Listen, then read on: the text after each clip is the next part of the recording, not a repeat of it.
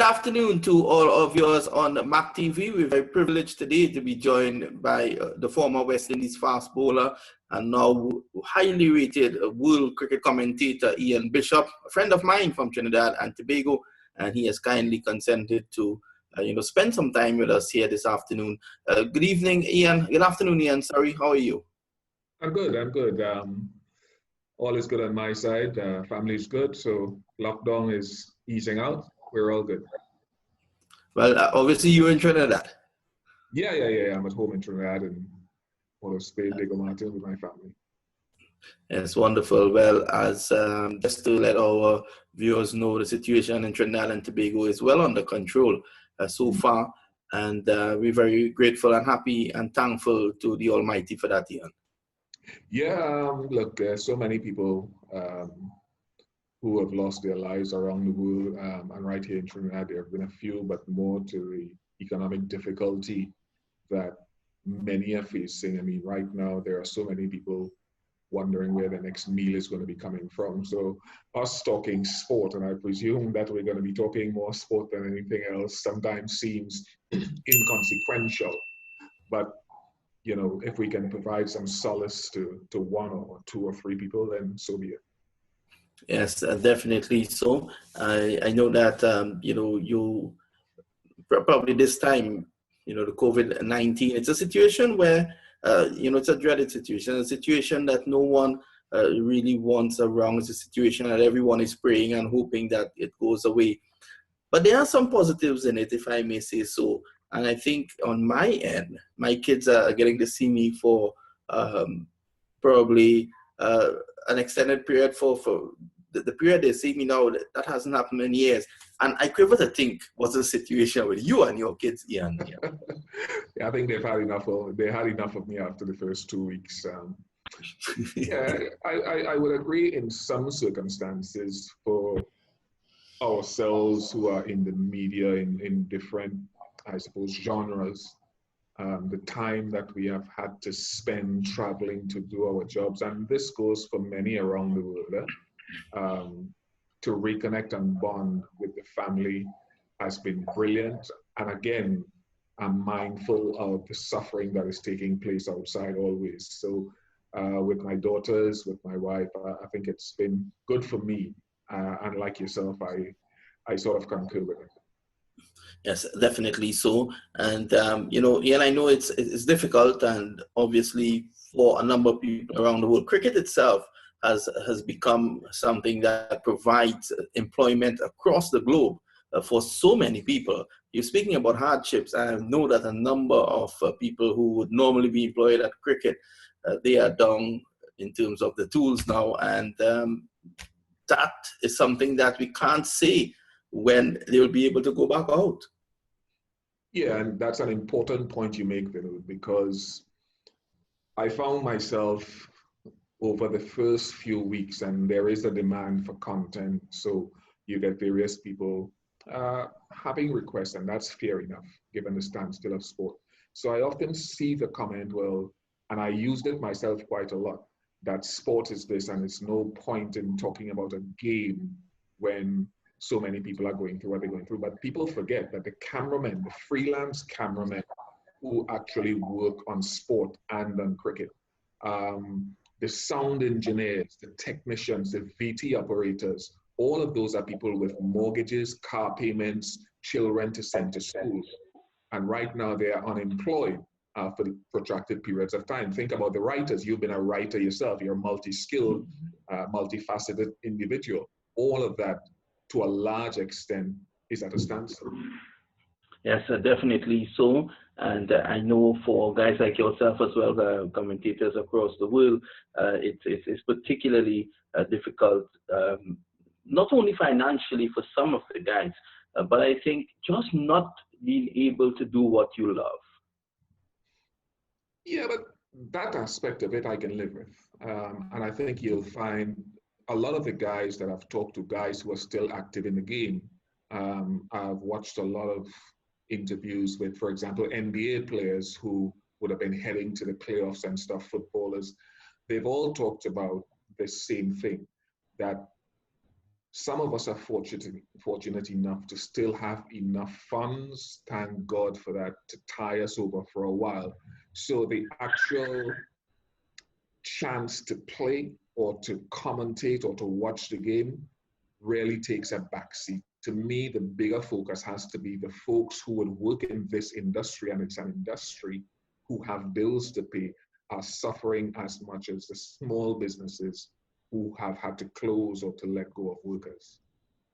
Yes, definitely. So I just want to switch back. I just want to go back a couple of years, Ian. I remember your first stint, correct me if I'm wrong, I think your first stint in media, we would have worked together when you were doing the color piece for the Newsday newspaper back in 2000, is that right? At Lord's, I remember we actually shared a computer at Lord's. Right, yeah, that was one of the earlier forays into my stint in the media after I retired. I actually did some radio work. I think it was around 92, 93, when I was injured in the midst of my playing career with a radio station called 610 Radio, a gentleman called Kenneth Black, and I think it was Ruskin Mark and all of those guys there as well. So I had a little sojourn in radio cricket commentary during that time. And then once I started playing again, obviously that went to the back burner. So once I retired in 98, 99 from all cricket, you're right, I did a West Indies tour and I had a little input from that newspaper. Yes, definitely so, and you've moved from strength to strength. I rate you very highly, and I know a number of people as well around the world, they rate you very highly. I know you are your biggest critic, Ian, but where are you in terms of where you want to be in the world of commentary?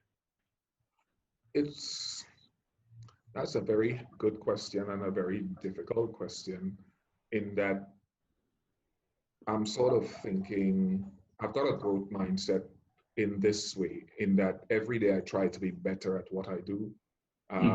There have been opportunities presented to me to have worked, fortunately, on some big global tournaments since I retired from playing. So I'm thankful for having been a participant in those moments, but all of those, from my perspective, are gone. So the next job that I do, I want to be able to build on what I've done, to enjoy it, but to build on it. So as far as where I am, it's not a great answer, but that's what I'm looking forward to being better tomorrow than I was yesterday. But when you played cricket, you were a great student of the game, and you know, being around you on commentary, looking and observing, I noticed that you're also a student of commentary, and anyone taking that approach to any task set before them will always prosper. Well, I don't know if they'll always prosper, but my personality is one where I'm sort of, unfortunately, I'm a perfectionist. If I'm dressing to go out, I want to dress the best that I can. My clothing must fit in an appropriate manner. Otherwise, I feel disheveled. When I was a player, I was always trying, if I got a 5-wicket haul today, I would quickly forget that by tonight and start thinking about how I could repeat that tomorrow. And that's not necessarily a good thing, because you don't always stop to enjoy whatever little successes come your way. And I think that's an important part of growing up, as I'm sure you would agree. Enjoy the successes that you have. So it's kind of an addictive personality to always want to get one foot in front of the other. So I enjoy academia. I enjoy studying. So therefore, learning about a cricket match, a season, a player is something that I take great enjoyment in. I observe that because ever so often you will pop over in the commentary booth, especially where Trinidad and Tobago local players are concerned, and you will ask me a question or two. I remember you asking about Muhammad Ali Khan and whether or not he was from Ohio, because again, you know, to me, Ian Bishop coming and you know, seeking information is because you always see, you know, there's room for growth. You could learn so much more about each and every player. You know, I'm listening to you speak about feeling disheveled if you're not, everything is not in place when you dress to go out. Are you OCD, Ian? My daughter says I am. My two daughters say that I am always, if I walk into a room, even if it's not my house, and I see a picture frame slightly twisted on the wall, I'll make a move to try to straighten it out. If there's a desk in an office that I walk into and the papers are out of place, I'm always trying to straighten it up. So it's unfortunately part of my personality. Well, I feel under pressure at the moment because I hope my little plaques in the back are all straight. You're looking good. You're looking good. Yeah, now, just to switch a bit, cricket in America, because we have a great American audience as well. And cricket in America, they're trying to make a breakthrough. They have no ODI status. How do you see, from the position you are in, and of course, I know you're a well-read guy as well, and you keep in touch. How do you see, or when do you see cricket really making a foothold in America? That one requires a gift of prophecy, which unfortunately I do not have. But there have been players making a contribution to North American cricket and by extension across the border up in Canada as well. I was privileged to sort of follow North American cricket in the T20 qualifiers last year. And you can talk about guys who have made a contribution for, you almost had Hayden Walsh for an extended period of time. And there, I expect a number of, second or third generation players in the USA to be coming through and making greater contributions to US cricket, especially in the T20 format, which I think is going to be, everybody agrees is the format that's going to take off more than maybe the longer options of the game. I know a lot of combines have been had to try to replay. So someone like an Ali Khan that you talked about, who you know the backdrop of his story a lot better than I do, has a great contribution to make. And that's why I think the CPL has, in many ways, provided a nice vehicle for one or two players. I still think there is more to be done. So I think that status, that limited over status is going to be a big fillip, and maybe another 4 or 5 years, I think we should see a strengthening of that team. You look at Ali Khan, there's a story behind him, and of course, Dwayne Bravo has to take a lot of credit for it. I don't know if you're very familiar with Mohammed Qureshi, MAQ. He is, okay, well, he's the guy who I think I would have introduced you to him Central Broward, right? So he is the guy who has been investing heavily in American cricket through Cricket Council USA. The US Open this year in December, God's willing, will be the 12th edition. I'm hoping I can get you to come across and lend your expert hand in commentary. We will talk about that off air. But so he has been investing heavily, and he saw it necessary to bring Darren and Dwayne Bravo 2 years ago to the US Open. He brought them to play. Ali Khan was on the same team, and he was spotted by Dwayne Bravo, who then took him to the T20 in Canada, then to the TKR, and the rest is history. So, he also, Mohammed Qureshi, is just a cricket lover who spends a lot of money on cricket. To date, he has actually spent over $25 million in terms of cricket grounds and investment in players and tournaments. And that is also, he's also a man who's pushing, and at least bringing things together. So he actually brought a platform for Ali Khan, and Dwayne Bravo did the rest. Your thoughts? And it's good as well, because Ali Khan has come out, and the couple of seasons that he's played, he has made significant contributions to the TKR lineup. He's gotten some mileage and been in the shop window for 1 or 2 more leagues around the world. So I think giving opportunity for countries who have historically been outside of the big leagues is brilliant. We look at what Nepal have been able to produce with 1 or 2 of their players, what Afghanistan, how quickly they have made their strides to climb the ladder of international cricket. So all people want is an opportunity. If you give them that opportunity when they are prepared, then you'll find some diamonds in the rough. Yes, and Mark has been able to do that through Ali Khan. At least Ali Khan is now a flag bearer for the cricket because you want to come to the CPL. I think every American cricketer wants to come to the CPL because when you come to the CPL, obviously you're on the world stage, and you know it inspires so many back home in America.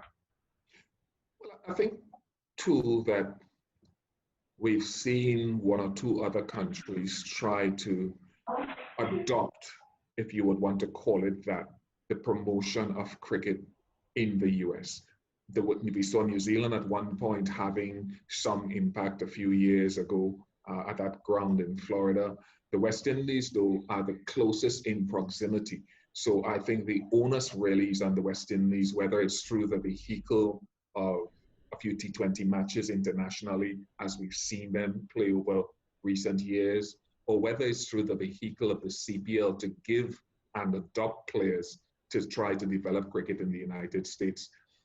We are seeing those games at Broad Park at the right time, when it's timed properly, have great patronization and spread the integration of cricket. So I'm looking forward to more of it, and hopefully we'll see some more indigenous players of the US coming through.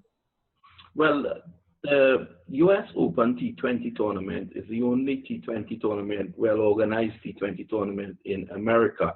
Right. And that provides a platform for their players.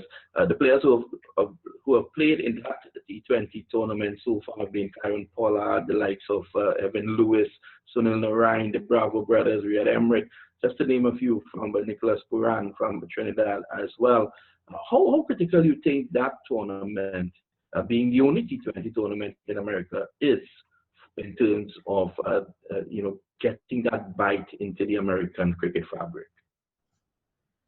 Well, what you're saying there, what you're relaying to me there is a good thing to hear, because in order to produce a national team of some strength and repute, you need domestic players seeing an opportunity and playing amongst themselves, or playing with, as you said, those players identified who have played international cricket. What will happen then is your league becomes stronger because you're rubbing shoulders, local players are rubbing shoulders with players of greater skill and experience and learning from them. So every year, the level of cricket, the level of player improvement has to go in the upward direction. So it is significantly important. And we want to thank you. I know that you're a very, very busy man. I'm very happy that you... As busy as can be in lockdown or just out of lockdown. I'm very happy that you're able to be with us here on MAQ TV. I sincerely hope that that connection could be made with you as well for US Open T20. As I said before, you know, that's a conversation to be had. And I want to wish you and your family all the best and continue enjoying the rest of the afternoon. Likewise, Vinod. Thank you very much for having me. Well, you've heard it there from Ian Bishop. Ian Bishop, a highly rated cricket commentator, and of course, back in the day, he would have played for the West Indies and also did very, very well. He gave his expert views on MAQ TV just for us, you know, in terms of cricket, and he was actually laying down some ideas to take cricket forward. So that's it from us. Continue viewing MAQ TV as we continue to entertain you throughout